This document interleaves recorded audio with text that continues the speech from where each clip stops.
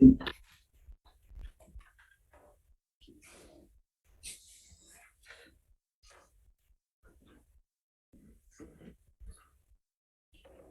Mitchell's on remotely. Excellent. Mitchell's here. Yeah.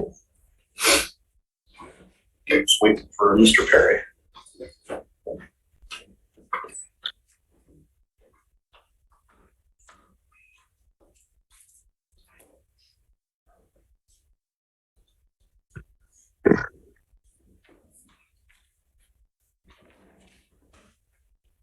Thinking about, what do you think is a planning commission member? I switched out these chairs with the chairs in the other room. Oh, Yeah, the other room being the front. because we don't room. use that much. Well, we do. I'm in there quite often. You do? Okay. Yeah. But It's okay. it's not as important as in here. No. It's about use, wherever they get the most use. I kind of figure there's somebody that's getting rid of office furniture somewhere that we could maybe I'm sure there is. acquire some chairs from at a nominal cost. But it isn't a bad idea. Yeah. The room is lower priority. Or you could even switch them back and forth. And It's it's not like it's usually fun. shorter meetings.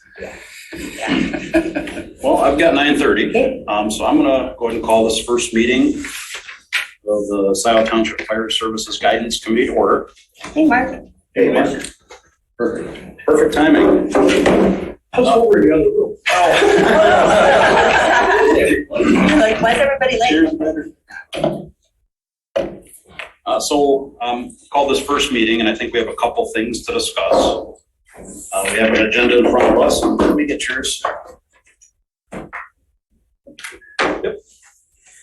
You want to sit up here? Oh, yeah. Your chair up there? Well, Kind of. BYO. My grandson says I have cooties, is that all right? Yeah. Okay. Don't touch, as long as they're not COVID.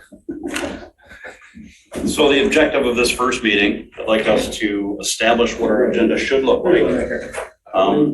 Oh. It's a low rider. Just be careful, don't fall over. Our existing agenda was taken from another committee, so I think there probably should be a modification or two to that. Additionally, I think we should appoint a chair and a vice chair, and then also schedule our meetings. So that being said, I'll run this first meeting. Once we have a chair appointed, that person can then take over and work on scheduling meetings if that's appropriate. And Chief, Yeah. we should also appoint a secretary to take Okay. minutes. Okay. And then, okay, so I'll take a roll call. And this is alphabetical order. Lance Baird. Here. And Lance, if you don't mind, offer your perspective for the committee, where you're from.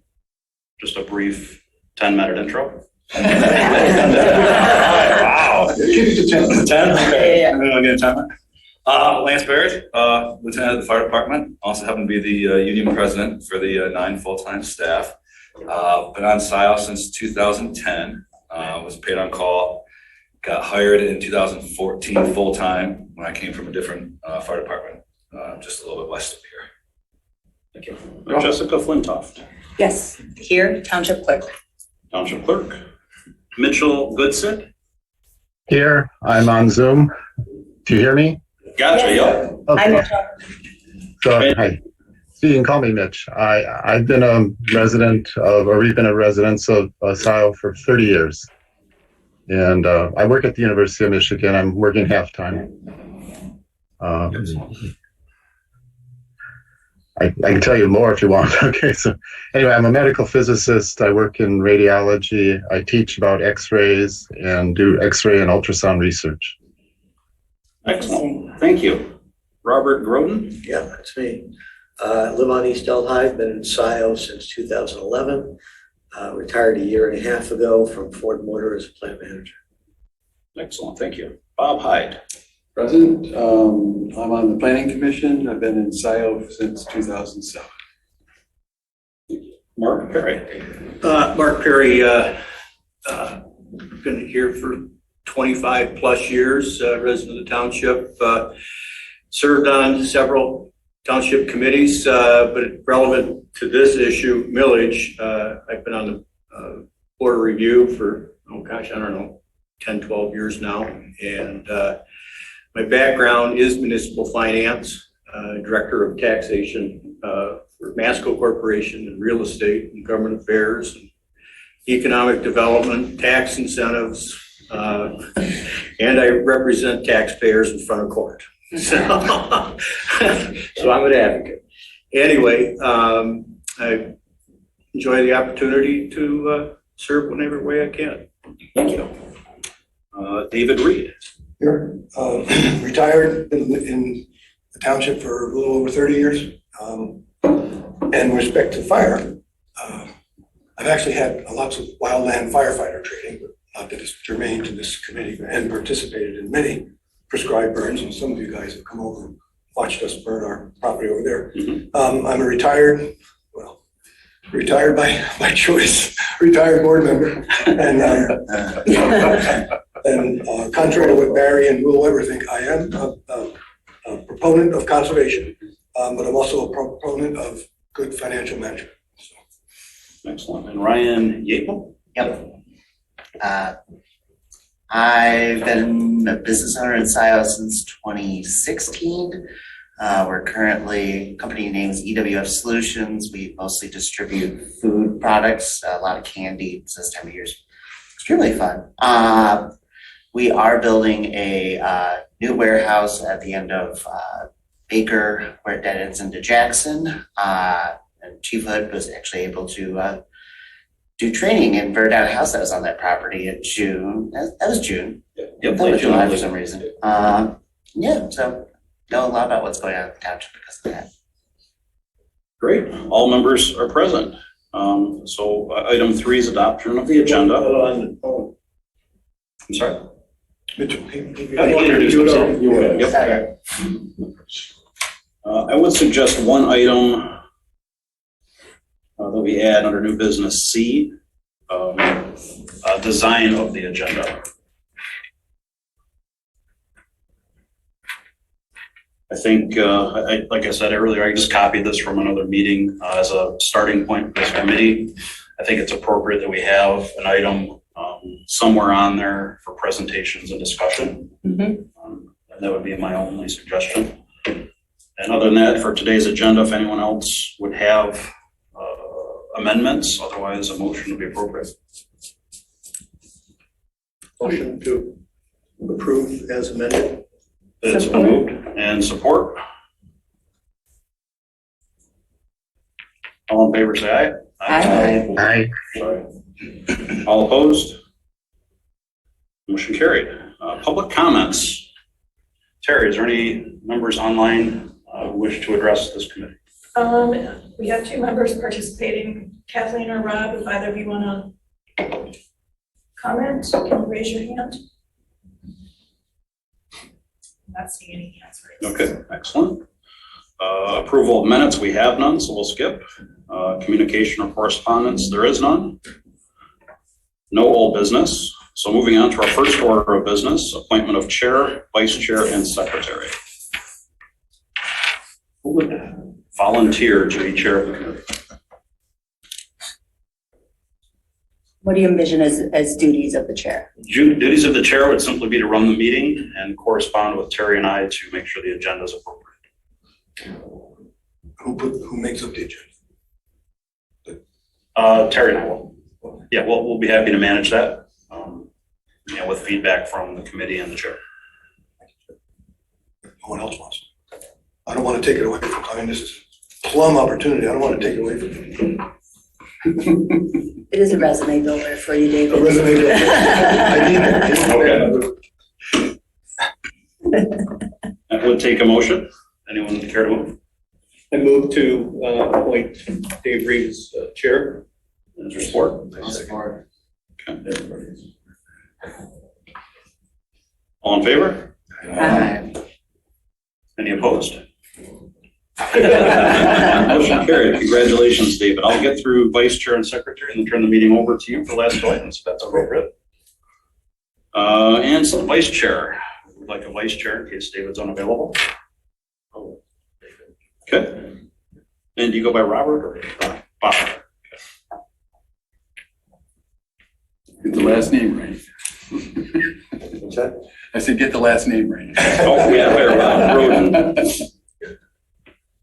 And is there support for Bob Roden? Support. Okay, I've got Reed and Perry. Vice chair. And all in favor of Bob Roden for chair or vice chair? Aye. Aye. Any opposed? Motion carried. Thank you. And secretary. Who would like to be our secretary?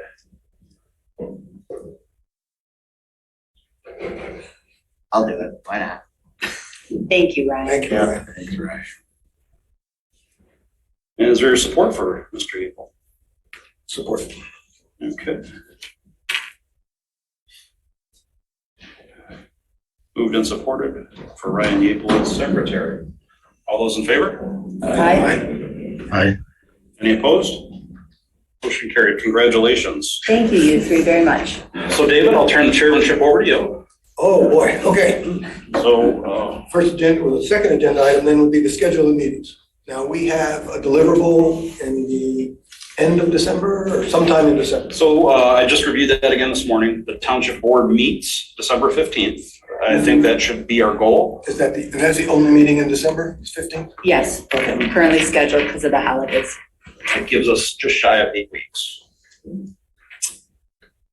I'll also note that'll be the first meeting of whoever's elected November 8th will take office November 20th. So So have a new trustee on the board at that yeah, point. on December 13th will be our first meeting. Will be the new trustees' first meeting, you said? Yes, Okay. yeah. And perhaps the meeting before will be another new trustee. So we'll just roll. Oh, yeah, that's right. Well, we have 4 things to develop between now and then. Perhaps weekly is perhaps too much. First of all, let's agree on the time. Is today at Tuesdays or no, Wednesdays at 9:30? I was here yesterday for this meeting. I want you to know I was early. Yeah. Very early. Is Wednesdays at 9:30 good for everyone? Okay, works for me. Okay. Mhm. Well, I guess I would think, I think weekly, that's 8 meetings, and we only have 4 things to develop. Some of them might be a little complex, but some of them, so every other week, is that sufficient? Do you think 4 meetings? That would include this meeting. Okay.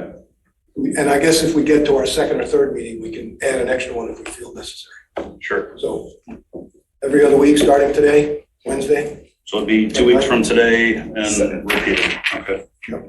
Wednesday at 9:15. No, 9:30, I'm sorry.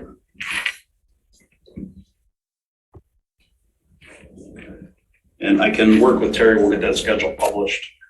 And work with Christy to get that posted on the website. Just a comment, that'll put your last meeting the day before the board meeting, or The day. wait, I'm sorry. The day after. The day after.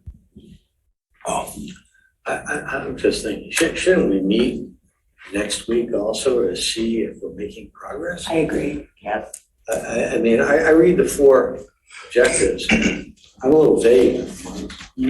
So if I can offer this, I think at our first meeting, I gave a presentation to the board some time ago, which I've since refined a little bit. And it might be appropriate for me to give that presentation to this group again. today? I don't have it prepared today, but that might be appropriate for next week if that's what this committee decides. Bob, that's a good point. So starting after next meeting, perhaps we can go every other week? Well, I think we ought to determine that based on, So what you're saying is, let's leave it open-ended and decide each week when our next meeting is. if we feel Decide next week's comfortable. meeting, and then at next week's meeting, we can discuss the ongoing schedule from there, I guess. So confirm next week and then set a schedule next week. It means that we can't get the website updated immediately. We'll just have one meeting put on the agenda, the website. Yeah, we could just set our regular meetings for Wednesdays at 9:30 and First meeting to be next use them as we need Wednesday. them. Okay. Good. Should that be a motion? Well, Did you see? I suggest we schedule the weekly meetings for now and determine as we make progress, or lack thereof. okay. What is that called? When you- Voice vote. Voice vote, okay. Mark seconds. Mark Perry seconds. Okay. Okay, all those in favor? We're meeting at least, first time in meeting next Wednesday at 9:30. Aye. Aye. I, Thank you, Mitchell, or Mitch. yes, Mitch, yeah. Opposed? Okay, so next Wednesday it is. Got it? Let's see if the chairman's gonna be available. Okay,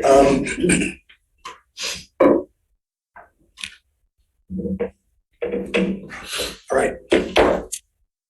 Next thing is the design of the agenda. So I have a couple thoughts there. To begin with, I think between 6 and 7, we should have presentations and discussion. Mhm. And if this committee is, I'm not sure if this committee is aware, but there's been an email address created specifically for this committee. And does that go to every member on there? Everybody should have Yeah. received an email. Yeah, Okay. should, and that would be our public facing one as well, if we get into Okay. communications. So for communications and or correspondence, would we need to do anything since it comes to everyone on the committee anyways? Probably should be included in the agenda or attached to the agenda. In the packet. Or the packet, I'm Yeah, it sorry. should be attached. To share with the public. So the packet would consist presumably of the agenda and any communications or presentations. I know some people don't always get their presentations done in time, but it would be handy to have them in the packet so they become a permanent record on the website. Gotcha. Another option to do that is, like, as an example, I have mine in a PDF, or I'm sorry, it's a PowerPoint, but I can convert it to PDF. And after presenting it, we conclude with the minutes. Would that be appropriate, or? That's appropriate as well. Yeah, we can revise the packet to update it, Okay. either way. Whatever this committee chooses, I'm good to do. So the presentation discussion would be added after communications. Old business, new business. So we have 2 public comments. And anything else? No? Okay. All those in favor of the revised or amended agenda, agenda template, please signify by saying aye. Aye. Aye. I, Any nays? All right, we have a new template. Now we have 11 things instead of 10. Got it. I will make that happen. Thank you. We have no old business, new business. Oh, I'm sorry, we have designed the agenda. Wait a minute now. That was C. Wait a minute, are we gonna talk about what we're here for? Okay, what we don't have on the agenda perhaps is what we're here for. Is to talk about the 4 items. So I'm gonna add that to the, even though we approved the agenda, I'm gonna add that to new business number D. Discussion of the 4 requests from the fire chief for assistance in development. Of the purpose, And of why we're here, right? that's how he's got it listed on this. Excellent. So, like I said, I have a presentation that I'm fine tuning to prepare for this committee next meeting. It's gonna, I'll have a giant overview, big picture, 300-mile view of emergency services within the county, focusing down back and get us right onto Scio Township. Talk about some of our needs and objectives that we have here, in my opinion. And additionally, areas that we can make some service improvements. And really some of the things that I hope this committee will be able to recommend to the board is if we need a service improvement today, and I'm really speaking about a second fire station today, where we may need a 3rd fire station, and this is some of what Bob's expertise is here for. Bob Hyde's a planning commission member. He sees what's going on in the community. Plenty of expertise. Yeah, but you know, we kind of, what I'd like is a long-term plan for the department. You know, I envision today that we have the need for a 2nd fire station to be staffed. I don't know that based on the data that I have today, that a third is necessary now. Although potentially in the future that might change. You know, I think we should plan for what this department looks like 30 years from now to make sure that we're taking steps to get the department where it should be 30 years from today. One of the problems we ran into in the past, the southeast section of the township saw some pretty significant growth, and we failed to plan for the emergency services there. We were fortunate, part of a land conservation deal, to be able to secure property for this fire station. That one on Wagner, is it? Correct, yeah. However, as Bob has seen, Ryan's seen, the west side, Jackson area, west side of the community, seeing some significant growth right now, and I fear that, you know, if this committee doesn't make a few recommendations to the board, that we may be in that position again. You know, I don't envision a station being needed there. I'm not sure when that might be, but if we don't secure, you know, 2 to 4 acres today, we're kind of stuck on not being able to do it when the need arises. Are there fundamental criteria for the proposals you're suggesting? And is there data to support that? Fundamental criteria. So I'm going to offer in my first presentation data, run data, national standards data, and things of that the board should look at. And then it's this committee. Then it'd be up to this committee to evaluate my recommendations and make a recommendation to the board. And what I'm assuming is anything we propose that causes a second or third fire station will necessitate a millage. Correct. So we want to spend our money wisely. Mm-hmm. Absolutely. Yeah, you know, that's a core component too. You know, service isn't free, and you know, we've got a broad group within the community here representing a lot of interests to make sure that we're spending anything this committee recommends to the board is appropriate. I mean, I could, if I had an open checkbook, well, we'd have a great fire department, but that's not realistic. You know, I think we all know that. I don't know who's calling on people. Oh, go ahead. As part of your presentation, Chief, I believe you're going to have heat maps of events. Yes. And as we've talked, I think one of the data points that we might need to compare that to is future growth in the community.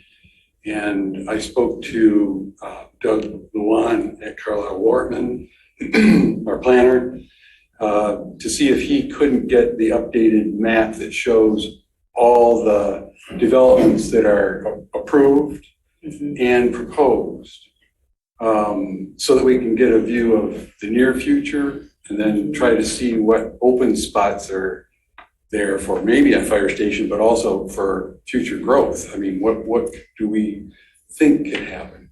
I don't know if Carlisle Wortman's the appropriate person to have do it. That's why I'm bringing it up. I think it's a great idea. I would suggest just sitting with Andrea, our assessor, for a little bit, because she has a good handle on that. She did that when we were realigning our precincts.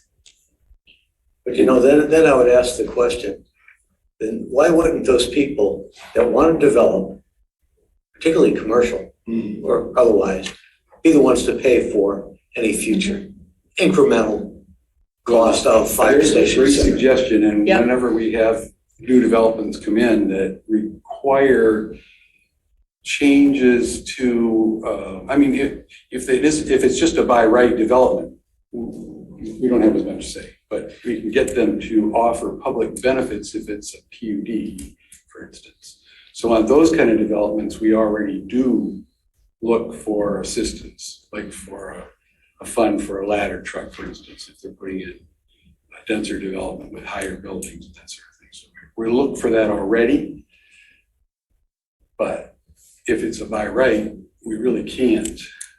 You can ask for a donation, but you can't require it. You can't require it. Yeah, you can ask for donations, but if somebody has straight zoning after going through and experiencing the the planning process. The event. Yeah, well, The process. and listening to, for example, Woodview was a PUD. And Woodview has a very lengthy development agreement with the township over what they are contributing to various departments and activities for. If I could for 1 second, everyone knows what Woodview is. Oh, yeah, that's a good point. Baker, Marshall. Baker and Baker. Jackson. Next to south side Tractor of Jackson. Supply. Commercial/residential development.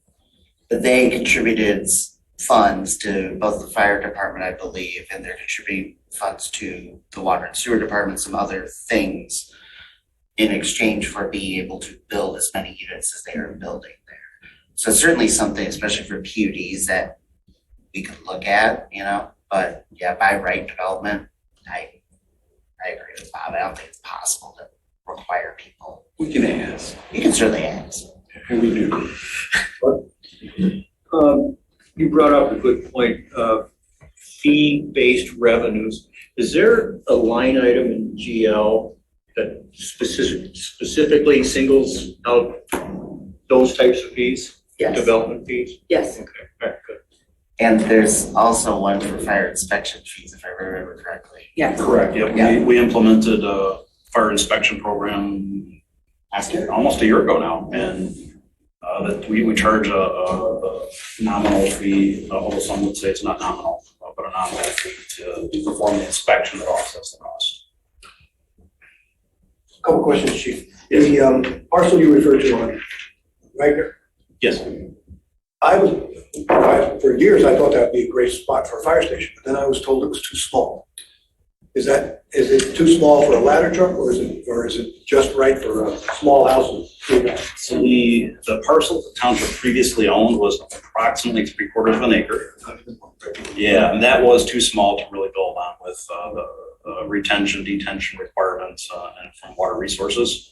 However, as part of a conservation easement, the township purchased 110 acres just south of there.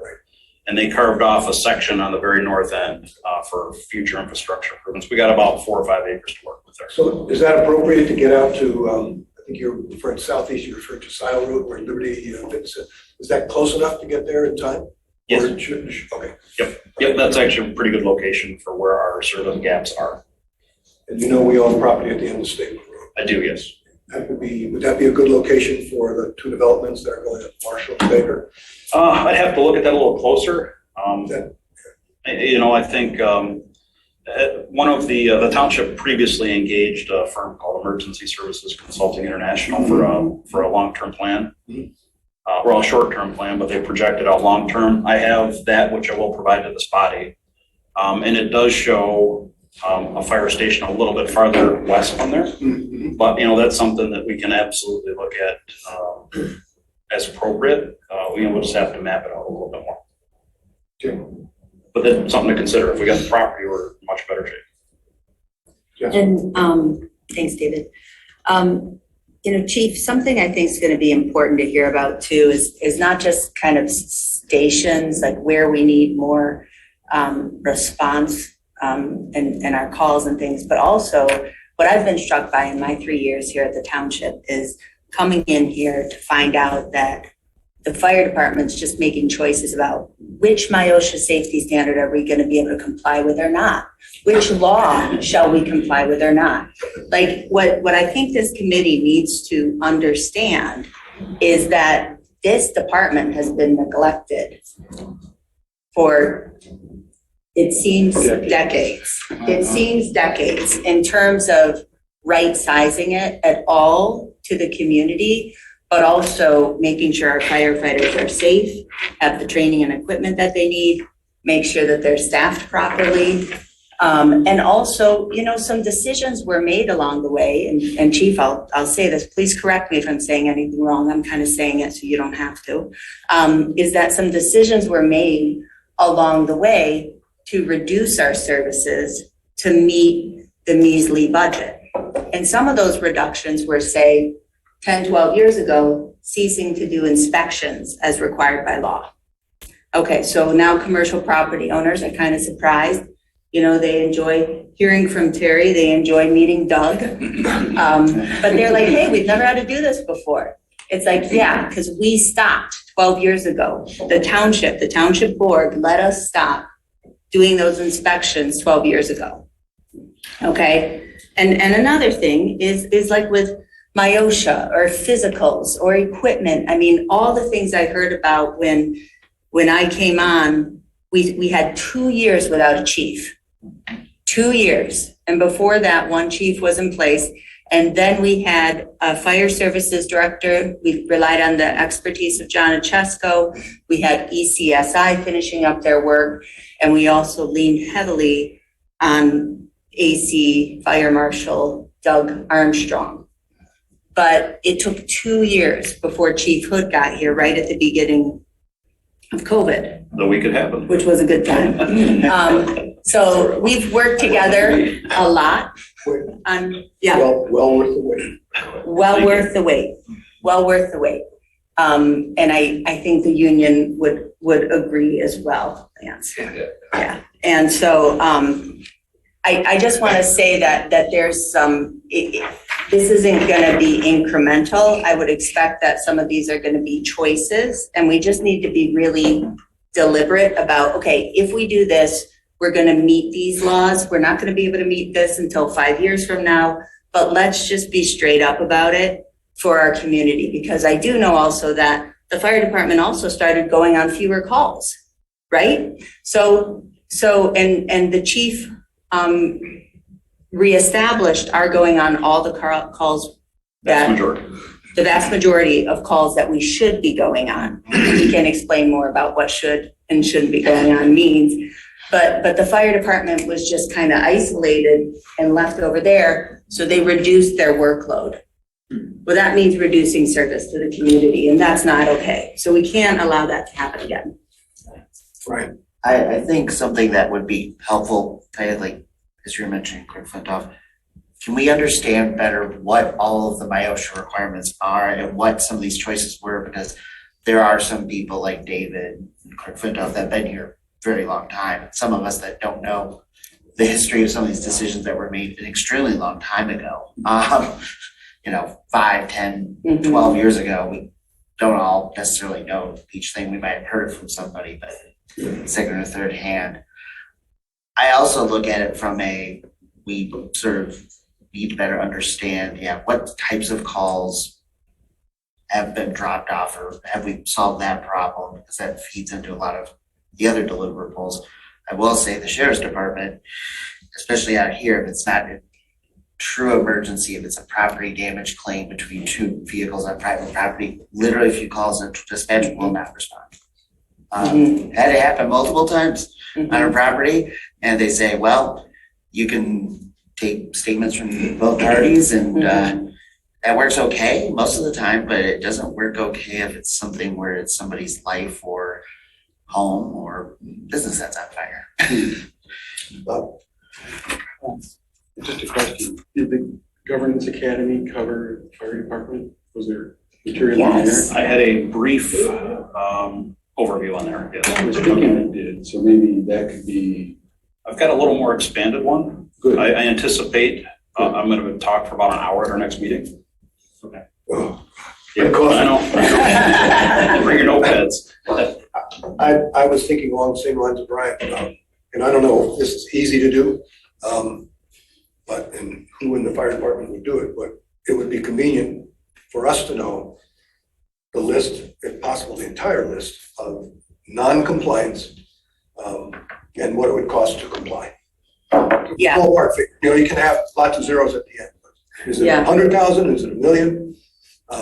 I agree. I can give you that right now. I mean, our biggest non-compliant issue is MIOSHA's 2-in, 2-out regulation. That follows OSHA. Since we're not an OSHA state, we have our own OSHA division, MIOSHA. The rule is that we can be more stringent, but not less than the federal. So that being said, the federal regulation is the floor. But we can make more stringent requirements. However, related to 2-in, 2-out, and I'll explain that in a second, we mirror the federal regulation. And that, it's not specific to firefighting, but in some ways it is. Basically what that says is if a worker is about to enter an immediately dangerous to life and health ideal age atmosphere, which is what being inside a building that's on fire is considered. Or an active shooter. There's tons of things. I mean, it Well, what I applies. mean is, does it apply to the sheriff's department as well, two and 12? I don't know. Okay, okay. I know it does apply to general industry in many ways, but and I can relate it specifically to firefighters. When our firefighters go into that environment, they show up on a building that's on fire and they go to stretch a hose line in to extinguish the fire. They have to work together in a team inside. The two of them, they have to maintain at least voice communication. Generally, they're both attached. They're both holding the hose line together as they work through. And there have to be two people outside ready to make a rescue of those people if conditions dictate it. So if, as an example, one of them, the guys go inside and one of them falls down a flight of stairs and injures themselves, those two people outside have to be ready to take action to get them and remove them from the ideal age atmosphere. Otherwise, you stand on the front lawn and put the hose on the roof and hold it. Yeah. Okay. But bottom line, that means that for us to go inside someone's home that's on fire, we have to have 4 people on scene. Right. Ben, Lance made a very valid point. If we know there's someone inside that needs rescue, that's an exception to the 2 and 12 rule. We show up and you say, my gosh, my wife's in there. We're not waiting for people. We're going. There's 4 cars there. You assume someone's inside, so you can go. You had something, Jessica? Yeah, I just wanted to ask also, I think that the 4th issue I've learned about in the last 3 years is the investigations. And I know that John Achesko started that. We hired investigator Skip Davis. Can you talk a little bit about that requirement and what it meant that we weren't doing that? Yeah, so fire investigations. We have a responsibility to investigate the origin and cause of any fire that occurs in the community. For years, we hadn't done that. Before I got here, John Ichesko hired Skip Davis. He's a local resident. He worked with the county sheriff's office for many years and is part of their investigation team. So he was a good fit to come in and begin taking over that role for us. And Skip is still here. Since then, I've got some training. I've had some training before I came here. We're working on getting our Fire Marshal Assistant Chief Doug Armstrong formal training and certifications to do these investigations. We have to investigate the fires we have.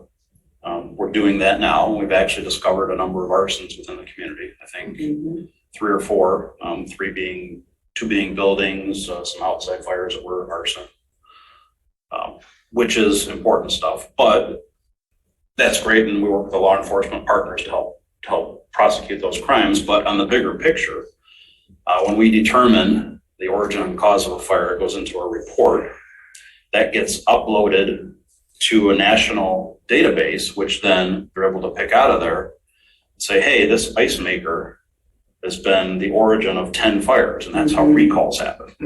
It all starts with the local work we do here. So if we're not investigating fires, we could be helping perpetuate a problem of, faulty equipment and things like that. So.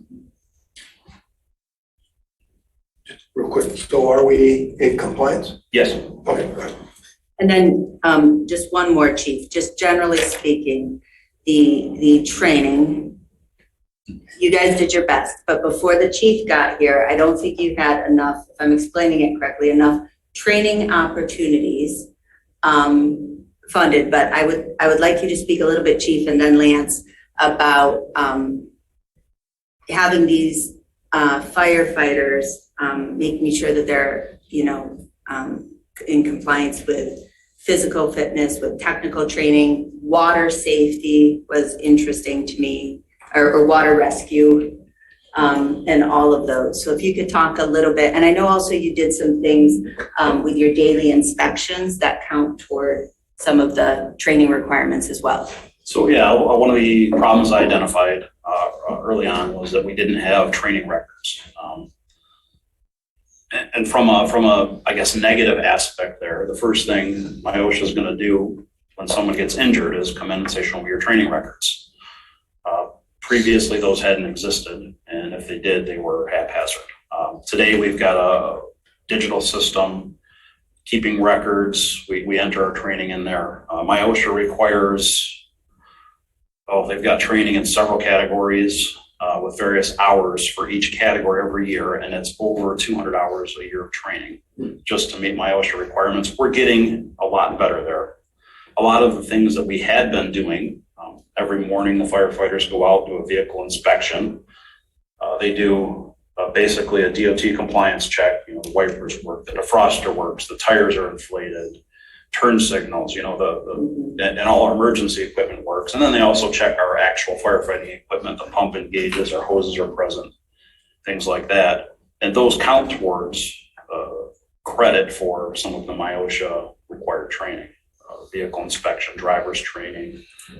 We do an obstacle course generally every year, which helps meet those goals as well. Although I'll say our training is vastly improved, we probably don't meet the full letter of the law when it comes to that, but we're a lot better than we were. Is that a fair assessment? Oh, yes, we can. No, not at all. So what will it take to get up to the letter of the law? Quite honestly, I envision that we have a person on staff, a 40-hour person who's conducting the training that provides for consistency among all three shifts. If this, Active fireman, you mean? yeah, it'd be a staff person. Training officer? Yeah, training officer / quality assurance person. All of our reports should be assured for quality and training purposes, our fire reports and our medical reports. We currently don't have the staff to do that either, but I could see that as a dual role. A person would be out learning new techniques, training everybody consistently, and making sure that it's documented correctly. So I'd see that as a huge asset in training and also for quality assurance. Along that line, Chief, do you have a staffing requirement list? Is there such a thing that shows all the positions that you feel you should have and how Yes. many of them you have filled? Yeah, I'll have that. I have that in our presentation. Yeah. A couple of the things that I'd like this committee to really determine is how many people should staff a fire engine. Yeah. I think that's important. If we want to staff our rescue permanently, and potentially even license it for transport. We've got one department in the county who's chosen to purchase a vehicle like ours. They actually were the leaders in this. They purchased a vehicle and they've licensed it to transport. So now they're helping to take the workload off HVA on the minor calls. So the major calls still get the paramedic level care.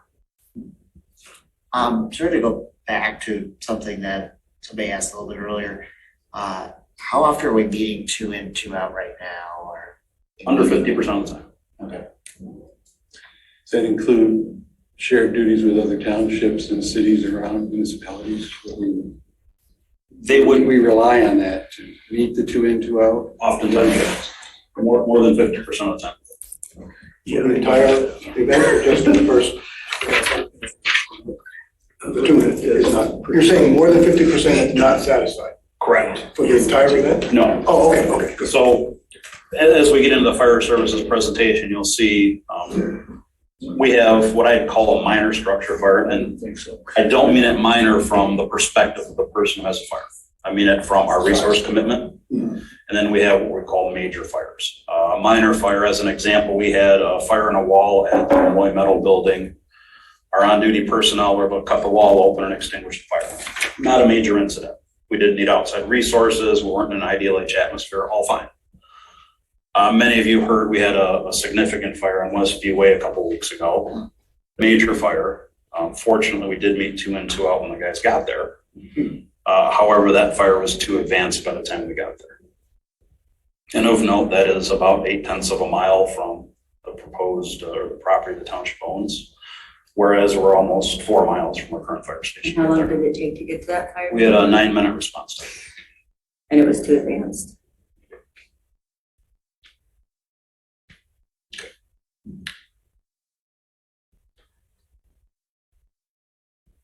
Well, I thought we were going to develop a list today.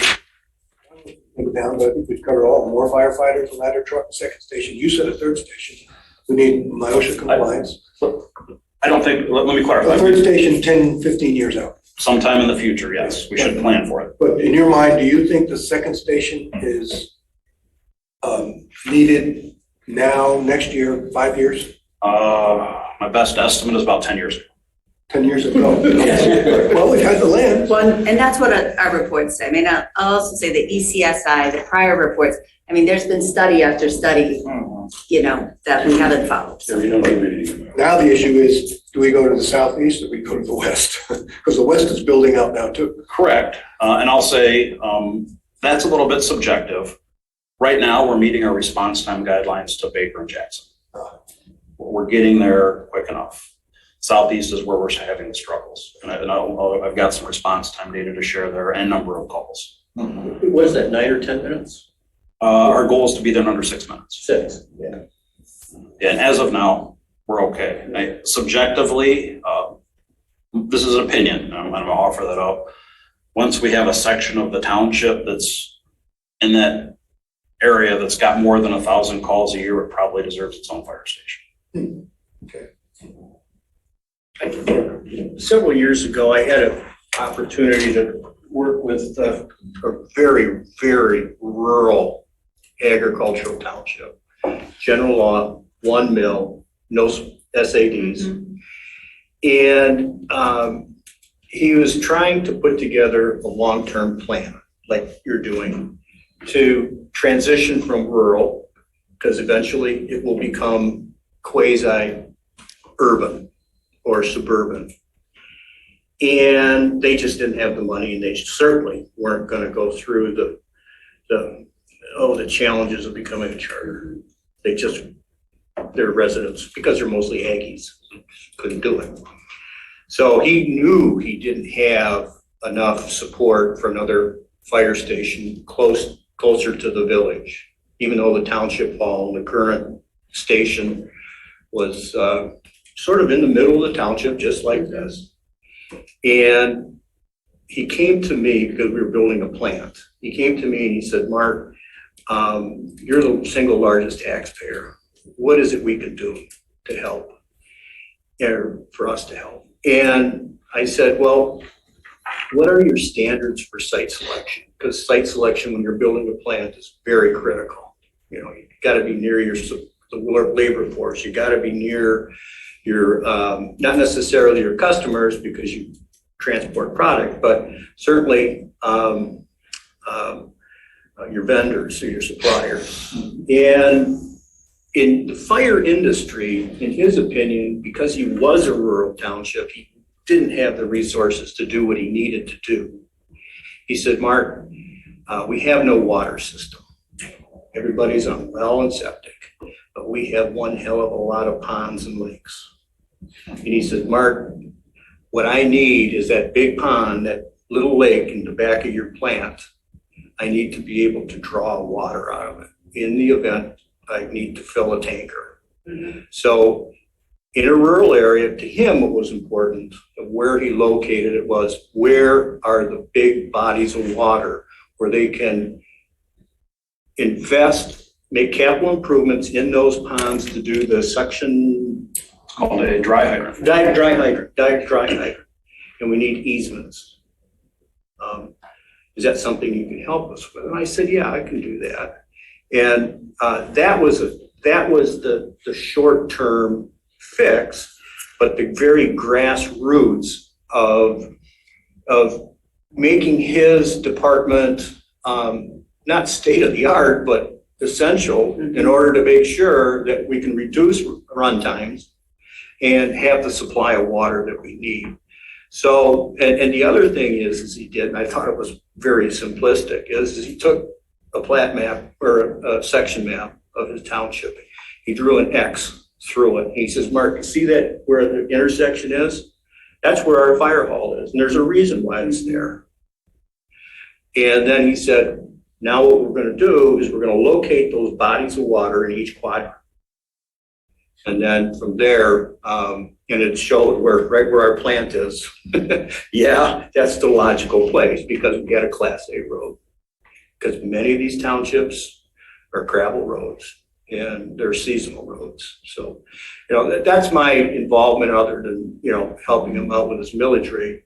But, there's a lot that goes into this. And based on my experience years and years ago, just as computers was being adopted by the fire industry.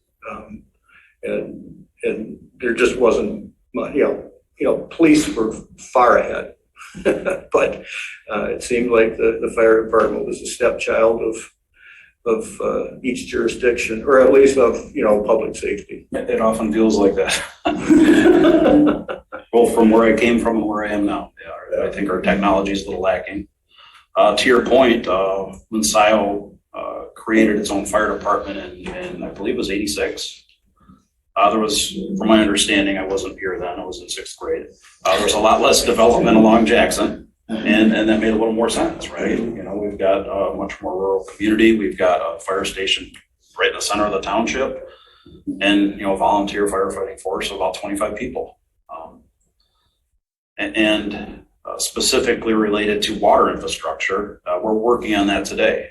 We just last week, when the Foster Delhi, whichever you prefer to call it, bridge over the Huron River was rehabilitated, we contributed money to install a dry hydrant on the north side of that bridge.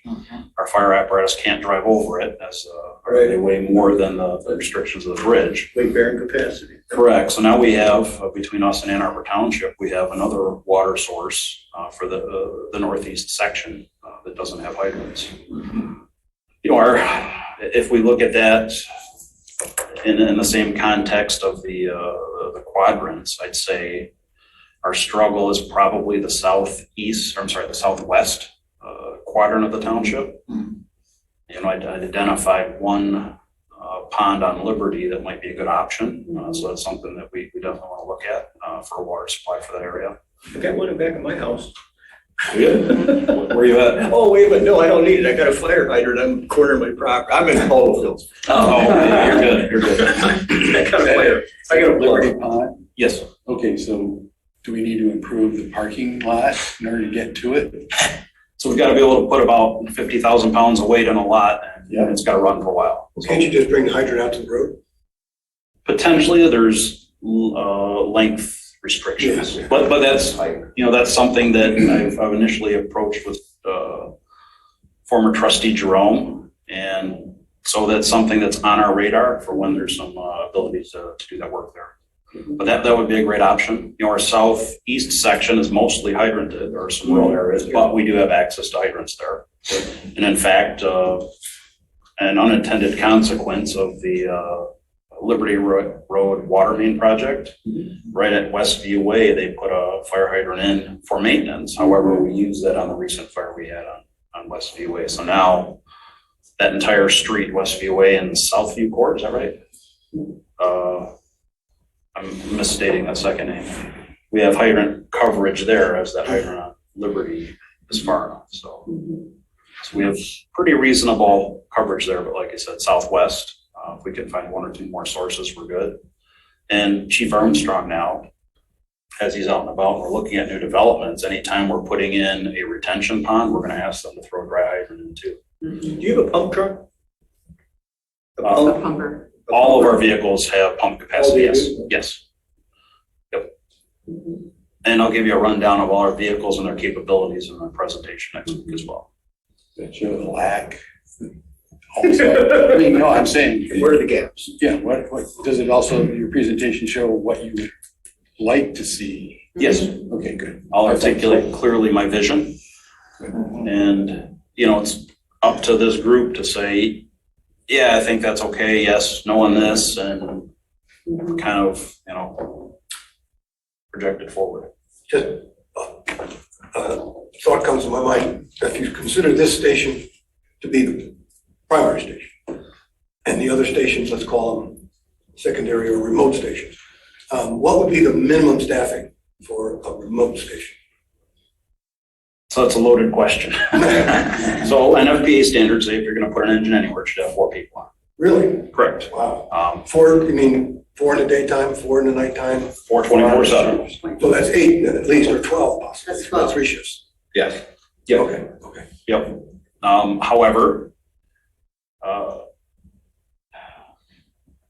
That's ideal. that's ideal. I'll say Is that MIOSHA compliant or US compliant?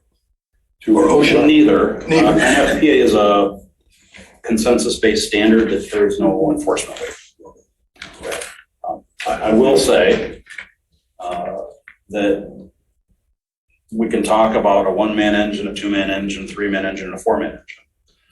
And I think ideally, 3 people on an engine builds us enough redundancy and gets us to the point where, especially once we have 2 vehicles in service, that the prep time, our first engine shows up on scene, we've got to stretch some hoses, we've got to do a couple other things. That second engine sliding in right as they're ready to enter home, and we meet our 2 and 2 out.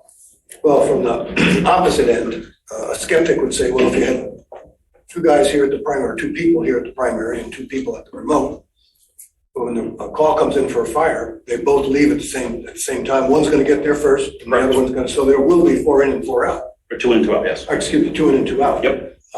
And not requiring 4 at each house. For a single call.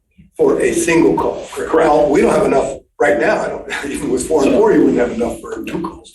So what I'll say is, there's probably about 15 critical fire ground tasks that need to occur to successfully put out a fire, rescue people, ventilate the structure, the whole works. With 2 and 2, we're able to put 1 line in service. If we had 3 and 3, we're able to put 1 line in service, have our backup team ready to go in and start searching the building looking for trapped occupants. And so if you picture first a kitchen fire in the evening, first crew goes in, then we've got 2 in, 2 out met, they're starting to work on the fire. Our next mutual aid help comes, now we have people going upstairs and still making our 2 in, 2 out. They're searching the home, they're ventilating the structure, finding anyone that may be trapped. Don't get me wrong, I'm not against having it, but people will say, well, you've got 2 and 2. You're right, that's accurate. But that's something I want this committee to hash out. Okay. Yes. And not to add a deliverable to us, but I'm just thinking that when our work is done, something that, we should recommend to the board, and that the board will have to take on is some sort of public education plan for all of this, which I think once we gain an understanding, have a recommendation, it goes to the board has a recommendation, then we have a lot of public education to do. Absolutely. And I also just want to move back to a comment that Bob had about, potential other new revenues from developers or others who are new commercial. I know we'll be looking at a needed millage rate, but I'd also be happy to work with you, Chief, on just bringing some basic historical about the community benefits, because in my humble opinion, they are overall been pretty paltry to the fire department. And I think that, we talk a lot about them. God bless you and the planning commission, but we don't really have any shared policy. What's more important is sort of whoever gets to the developer first, pathways, water, fire.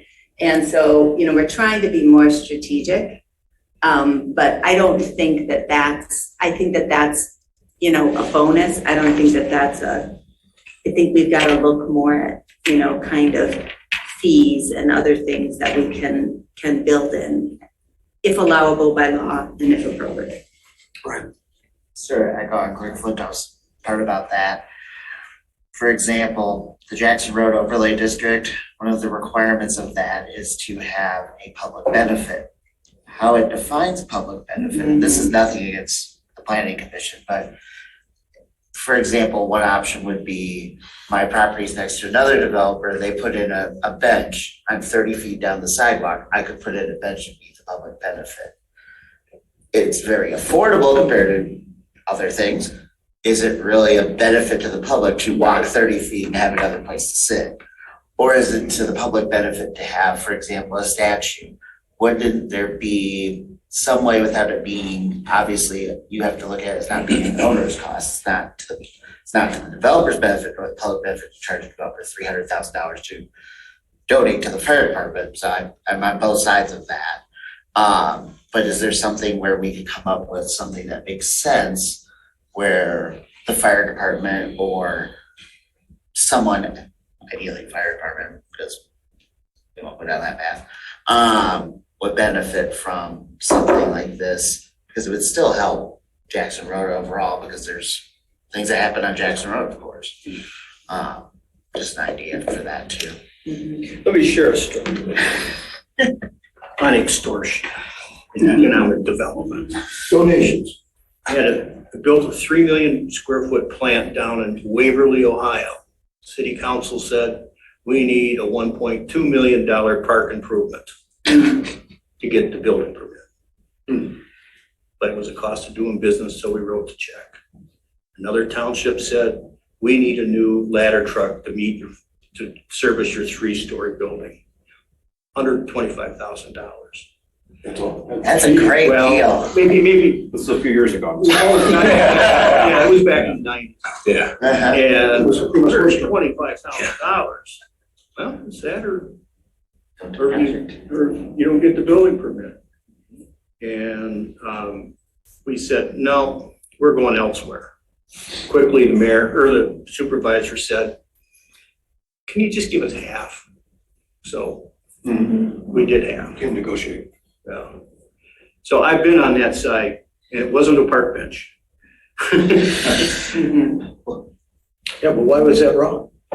Huh? Why was that wrong? If your building was the building that required that ladder truck, and you determined that that was a good area for you to buy the property and build a building for a lot of reasons, and that's something you determined. Well, it's one Why of was that wrong? There's a thing called, in accounting, it's called LIFO and FIFO. Yeah, I know all about that. Well, we were last in, and there were dozens of other multi-story buildings. So if you're going to put it on the new guy, is that right? Is it right to have an Well, you didn't extortion? say that as part of your story. Well, there's sometimes I have to leave out detail to get to the point. Well, then the point is watered down, okay? Yeah, exactly. There is, Exactly. and that's why we don't have a list of things that you have to do to get approval, because it will vary. You know. There's a debate whether there should be a list or not. Here's the public benefits that we want to see all the time. Well, that's tough to really lay down. Question about the village. Is Act 33, is that what we do? And it's 1.35. Correct. And is it, I can't remember, is this one that's permanent, has to be renewed every 10 years? I believe every 10 years. And when does it expire, do you recall? 29. 23. 2029. 2029. 2019. For Conservation, the 2019 we did it. 2029. Yeah, you're right, yeah. Yeah, But we need to do the Headley override. Well, Because right now, we're at, 1.3 and some change, and we're already coming up with a budget shortage. And as long as we get new construction to add, because that's acceptable for Headley, it'll continue to grow. Mark, gotta ask, what are you saying budget shortage? Because that's not accurate. Well, it said $92,000. Yeah, so 92,000 left in your fund balance, but just to be clear, because I know there was some information presented at the last board meeting that was incorrect. It said that the fire department was projected to be 400,000 in the red at the end of this year. And look at the numbers, and chief, please let me know, you're on track, more or less, to be within budget. Pretty close. Yeah, I think when I looked at the September 30 numbers, halfway through the year, we were around 49% budget expenditure. Yeah. And some of the items, we're a little higher on wages, a little lower on some other things. But you budget by fund. Balance, correct. Yeah, we budget by fund. Can you say more about what's needed with the head, because I don't know enough about Well, first what of you're all, thinking. This is very, very important, and it's very political. your Headley initiative ballot language has to be written flexible enough that it allows you flexibility to use the funds the way you need. We may identify those needs today, but they may be different 5 or 10 years from now. So one of the flexible areas that needs to be addressed within this committee is that because it is an SAD, if you have a TIF or a DDA, they can capture some of that new revenue. So we have to make a decision here in our revenue forecast, whether or not we accept the DDA or the TIF from sharing 50% or whatever the common percentage of sharing of captured tax revenue is. That's one thing. Are we permitted to? Oh yeah, you just say it right in the, you spell it out right in the initiative. So instead of saying it will be shared with the SAD or with the It will not be shared. We're permitted to exclude that. But you don't say anything. Is that true for both? You don't say anything, it's shared. Is that true for 188 SADs as well? I believe so. I don't know the answer on 188. Okay. But it is for 33. Yeah, but if there's levy inside a TIF, then you gotta address it. If you don't address it, then they get it. What is a TIF? I know it. Tax Increment Financing District, that's what funds all of Jackson. I don't It's like know. a- Do we have another one? Or No, just we that did, one? well, we have a DDA and then we used to have an EDC Yeah, that is dormant. yeah. It's still mentioned in the audit, by the way. Yeah, it is still technically there because there are some reasons not to dissolve it, some good reasons, but it's completely There's a inactive. countywide one where Spark gets a little piece of the pie too. Okay. And so I don't know if this township is in it or I not. don't know anything about that. So the TIF is calculated on the incremental value of the DDA from when it was created to today. Correct. But The value let me just increase, pause a right? moment and explain Taxable that. Let's say you have Jackson Road. Yeah. And let's say the boundary is the boundary within the right of way.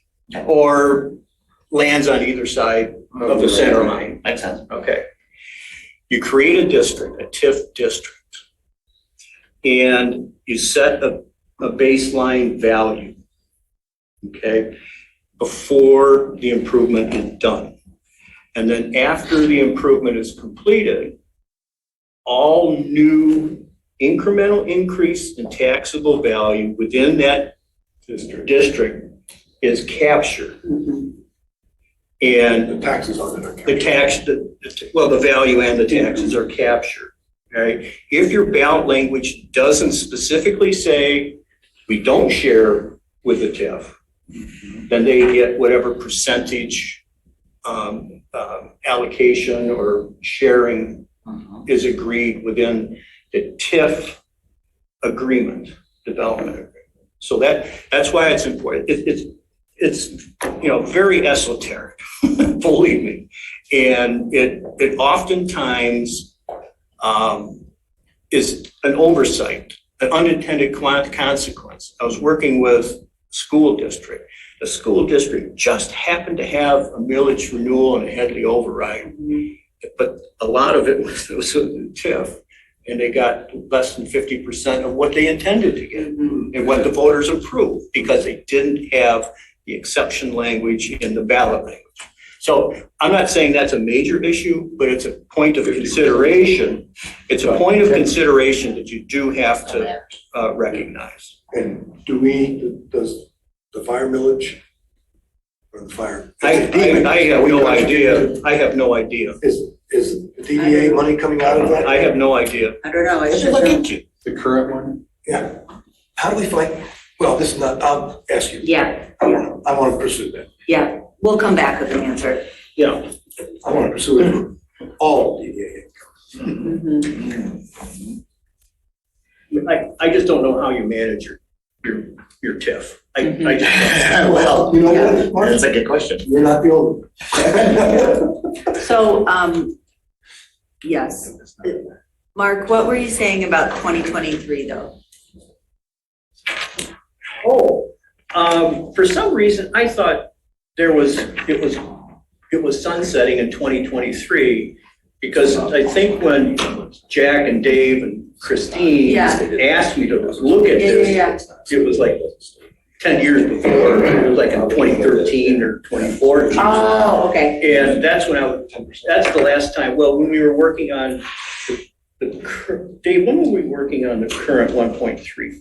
Was that? 2019.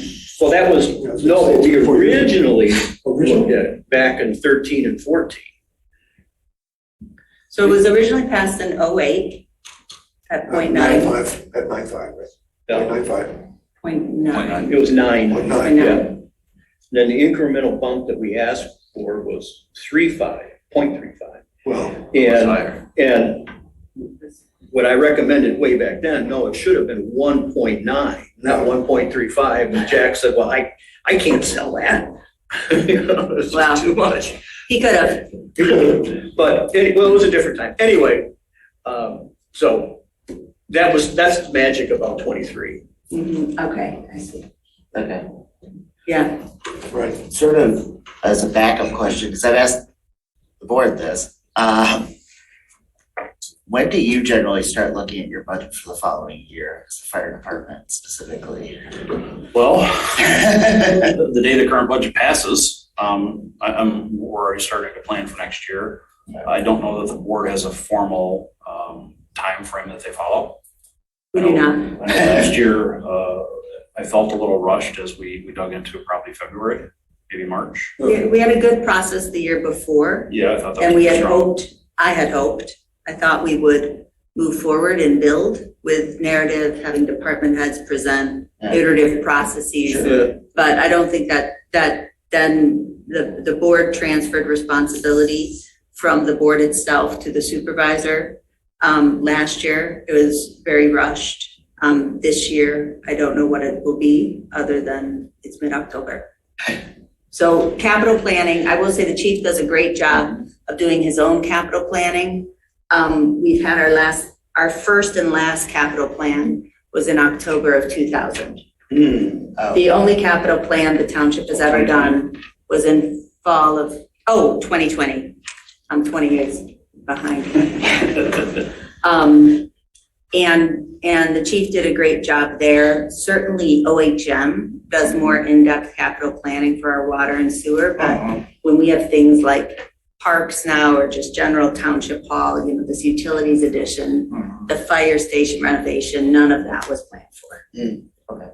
Yeah, I was just curious if, you had like a cycle or a steps, so that way we also can look at that to understand, once if we do pass something on its recommendation and if we're acted upon, sort of when you would see that, when you could budget that for, when you would be able to start planning for it. That's probably thinking about 5 steps ahead. It would depend on if and when a higher millage were voted. Yeah.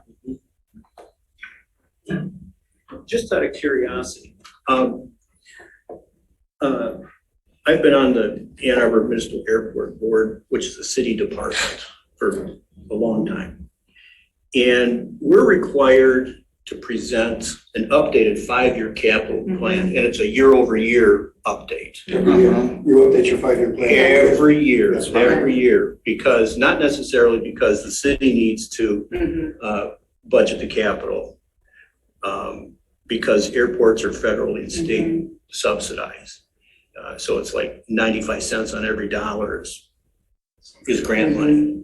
But they need to bake that capital, our capital plan, into the state and the federal capital plan. It is an ordinance requirement of Scio Township. It's been on the books for 20 years that we do that. It was in fall of 2020 that I first, with the board, the old board, we started that process. I expected we would update it each year and build, and we haven't. So we have that mandate, we just don't have the political will to have discipline. Yeah, okay. Yeah. Coming back to the TIF discussion, Yeah. can the millage language say, or the ballot language for a millage or a new millage say it can or cannot, or it will or will not donate to the DDA or the TIF? And if it does donate, can it say it will only donate 10% of the tax or 20%? Because currently we're doing 50%. I would reconcile whatever your ballot language is with whatever your TIF or your DDA organizational. So we have to go by the organizational document? If Yeah, it says 50%? whatever it is, there should be a TIF agreement out there. By law, there has to be. There is a DDA agreement. We have had questions before about where to find. I have not seen the 50% agreement. That what we're currently sharing is, Correct. is it? And which is high, is my understanding. I don't know if that's your experience. It's customary. When I was doing some financial consulting with the city, there was a millage coming up, and it's through their DDA because they capture a lot. Yeah. And there was a millage renewal, and they accepted the DDA from capturing for whatever project it was. And I don't remember exactly what it was because this was years ago. They just said no sharing, and it's not uncommon. Go to MML. I'm sure they got the template. I'm sure they do. Yeah. Or MTA. Yeah. All right. We're kind of going a little far afield from your 4 items. All good. It was a great conversation. So what more can we accomplish today? But what should we read in the interim, in the meantime? I can get out to everybody strategic plans that have been previously developed. Great. I can get out Emergency Services Consulting International's report with a couple notes in there, specific stuff to look at. It was 60 pages, yeah. I don't anticipate everyone's got time to read through that document. It probably took me 3 weeks, a bit at a time. But, I can point out a couple specific areas that might be pertinent. And What about the presentation? Would it make sense to send out the presentation early so we can have meaningful questions? I could do that. Yeah, it's Is it, self-explanatory? it's more of bullet points that I talk about. So I think I could do that, but it's probably better in the context of me explaining the points. How about the data part? I can get some data out. Yeah, absolutely. Heat maps. I could try to get the future growth, what we're looking at. I can get run data out to everybody. Also a link to the CDA, Yep. I can get that out to everybody. the union collective bargaining agreement. Our mighty union of 9. Yes. I think I saw that presentation. Pam put a link, I think Pam put a link to. Yes, she did. That was like 3, 4, 5 weeks ago or something? A few months Or ago. a few months ago. About 3 months ago. So I will say I've done a handful of tweaking to that. Oh, okay. So there's a new section in there, and then there's some probably some more specific data that this committee would find important. How many firefighters it take to do certain things and our capabilities. So. And Chief, if you have it handy, and I think I remember at some point I saw this, you had kind of it's just sort of like grounding us a little bit about kind of what other nearby fire departments, look like, either in number of staff, millage rate. They've got a lot of that data. Just to get a sense of it, because I've learned a lot from working with you and just kind of understanding more how, something like the Chelsea Area Fire Authority works versus, or Dexter versus a township. Mm-hmm. Sure. Yep. I've collected data from both in county and out of county. And there's some pretty interesting statistics and I'm going off memory, so this quote may be wrong, out of the roughly 1,500 municipalities in Michigan, cities, townships, so on, we're the 114th most populous, which I thought was pretty interesting. We're in the top. It came out to be 7.5% communities are larger population-wise. Yeah. We're a real outlier. 92.5 smaller, which I thought was interesting.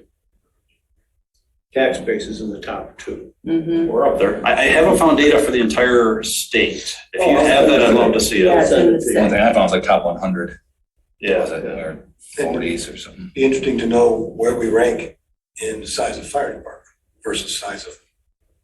So the state has the personnel, remember the fire, you might be talking about the same data that Treasury collects? 100. Yeah, the 4022. It's a form that every single levying jurisdiction in the state of Michigan has to file. And they have the number of fire and Oh, number well, I of don't know. police. I don't know about that, but I'm just talking about the tax basis. Yeah. So I do know county-wise, Ann Arbor City is obviously largest taxable value. Pittsfield Township, number 2, they're roughly 2.2 billion. We teeter back and forth with Ypsi Township. Ypsi Township, year over year, was the single largest other than the city. And when those two, the GM plants, the Ford plant closed, it was just wiped them right out, unfortunately, just.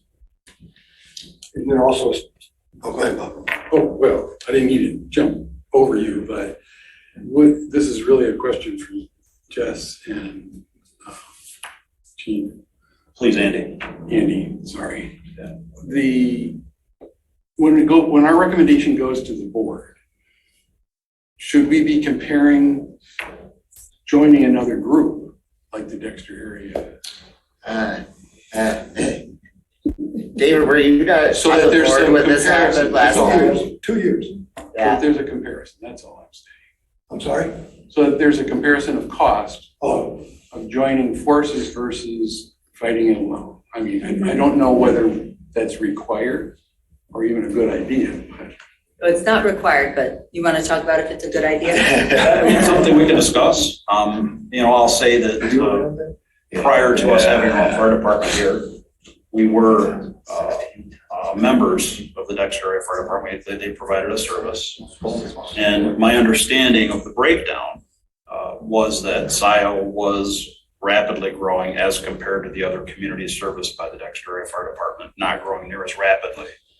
And we wouldn't get on the Dexter Area Fire Board the representation proportionate to the service calls. Scio, when they split off, my understanding is accounted for more than 50% of the calls, yet had a strong minority. So that would be the negative. View, the or minority. Control Representation on that board. needs. Okay. Yeah, and I remember when you first started and I was, geekily reading the statute and I said, what do you think about fire boards? And you said, as long as there's a strong chief and good communication with the township board, and the township board is, providing more direct oversight, which I think we are now, because, more than we used to be, that can be more of a hindrance than a help. the reason I made the face when you suggested it. That's the question. Well, I was on the committee that dealt with that issue. Lance, was it 2 years we worked on that?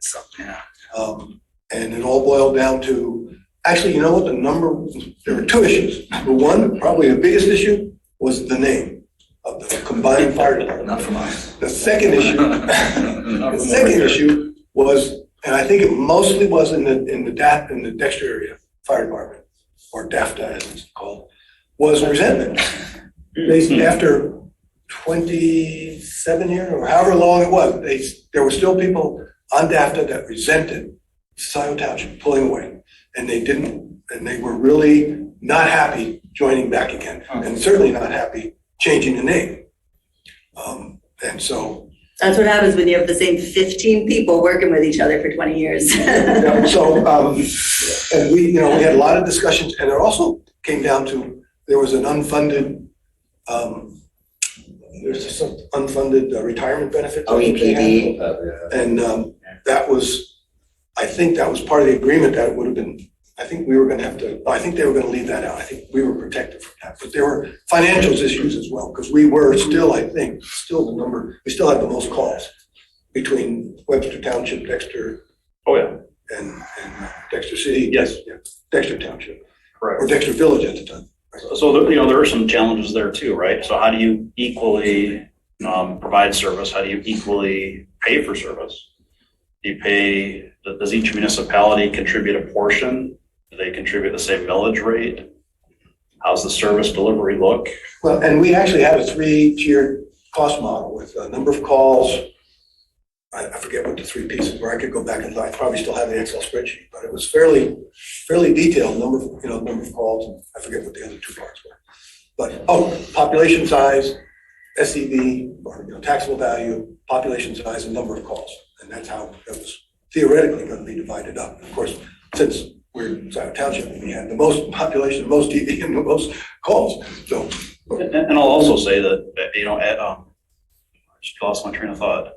This is part of my presentation I'll give you guys next week. And it's specific to police, but it applies here as well. The further removed Scio Township's board gets from the governance of its services, the less control it has. Agree. So, and that can be good and bad. I would suggest on the administrative side, that's where maybe we can combine. When you talk about training, you talk about keeping the data. That's where maybe, we've done that back where I worked, where we've had administrative staff people that would handle a couple of plans. sure. And that works. And that doesn't affect, answering calls and the actual doing the job, so to speak. Okay. All right. We accomplished enough for our first meeting? Yep, and I've got my instructions. Give me a day or two to get this out to everybody, but I will bombard you with data. Okay. Mine's 74. Yep, I can do that. Yeah. Just on a very, very high level, Chief, Yes. if you could just explain, describe, whatever, the financial benefit to homeowners, property owners that maintain property and liability insurance. Could you explain, I can the give correlation? I can give you the high overview, sure. All right. So one of the rating factors that many insurance companies use when establishing a homeowner's or a business premium is a score issued by ISO, Insurance Services Office, and they're rebranding, so it might be Versk Analytics now. And in general, actually, I'll send that out to ISO report. ISO prepares a report. They generally do it every 10 years, or Versk Analytics, whatever it's called today. They come out, they evaluate the fire department, they evaluate the water system, they evaluate the emergency communication system, they evaluate so many factors and come up with a ranking. And for each of these categories, you score points. So you start with 0 and you say, all right, you're training. On our criteria, you could have 10 points for training. Based on what we see, we will award you 4. And a 0 points awarded correlates with a 10 rating, which is the worst. And as the number of points you accrue increases, you get closer to a 1 rating. So if you score 10 points, you're now a class 9 department. If you score 20 points, you're a class 8 department, and so on up the chain. It seems a little awkward, but that's how they do it. The higher level you score, so the class 1s, 2, and 3 departments, are viewed much more favorably from a fire loss perspective when some insurance companies, and I think many of them do this, when some insurance companies rate for fire protection. So a practical example, I had a resident reach out to me as we underwent an evaluation in, I believe, 2018. He was in the far southeast section of the township. The name of the development escapes me now, but it's off of Scio Church, right in the very corner of our community. And it was 5 road miles away from the fire station. Little condos right by. Yeah. Kitty corner from the Ice Cube. Their rating went from either a 5 or a 6 to a 10, and the specific owner of this one unit said his insurance went from $850 to like $1,600 a year for homeowners insurance. A lower ISO rating often corresponds with lower insurance premiums as well. So there's an avenue, if we could get this homeowner back down to say, I think we're close, we're a 6. I think we can get closer with some of the training stuff we've done and some staffing improvements to a 5.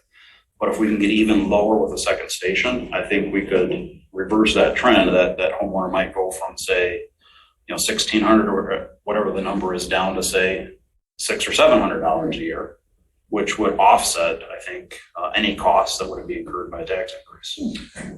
Assuming there is a capital and operating budget increase properly funded by a millage rate, do you have a goal, what rating you want to get down to?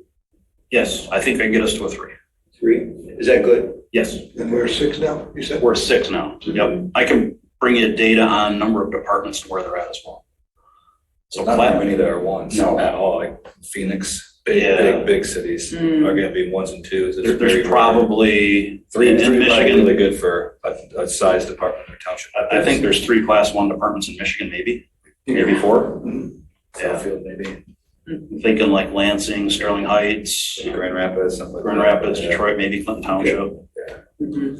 Very few. Warren, maybe. How important is a low rating, not within your industry, but within ratepayers? Is it recognized or? Not as often as it should be.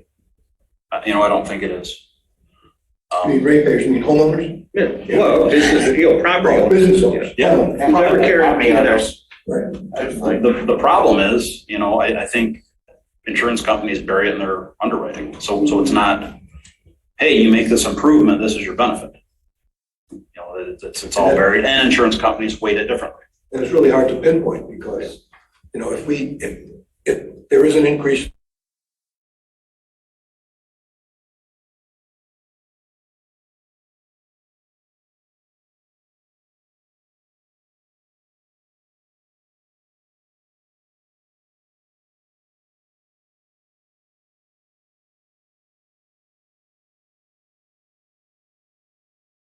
These.